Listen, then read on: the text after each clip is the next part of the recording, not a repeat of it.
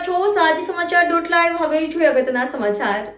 રાજમહેલ road પાસે મરીમાતા ખાચાની સામેની તરફના રોડ ઉપર તેલ ઢોળાયું। કોઈ વાહન ચાલકના 5 તેલનો ડબ્બો કાર્બો રોડ પર પટકાતા સમગ્ર રોડ પર તેલ પથરાયું। રોડ પર ઢોળાયેલ તેલને કારણે 5 થી વધારે બાઇક સવારો લપસ્યા। સ્થાનિક દુકાનદારો દ્વારા લપસેલા બાઇક સવારોને ઊભા કરવામાં આવ્યા। સ્થાનિક દુકાનદારોએ રેતી તેમજ છારું રોડ પર પાથરીને રસ્તો કર્યો બંધ। રિપોર્ટર આશીષ ન્યાતી, સાજી સમાચાર .live વડોદરા। શું ઘટના બની હતી ને આ રોડ ઉપર પાથરવું પડ્યું છે બધું?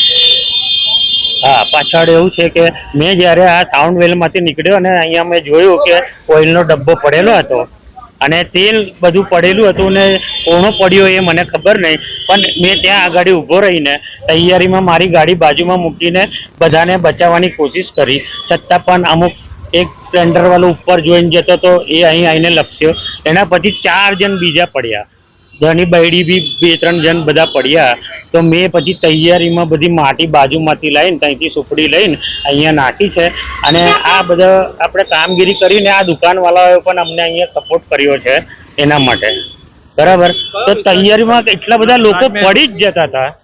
રાજમહેલ રોડ પર આ કિસ્સો જે મરી માતાના ખાચાની સામે જ થયું છે, જે માર્કેટ તરફ આપણે જઈએ છીએ ત્યાં આગળ। આપનું નામ? વિલાસ દત્તાત્રેય પાટીલ।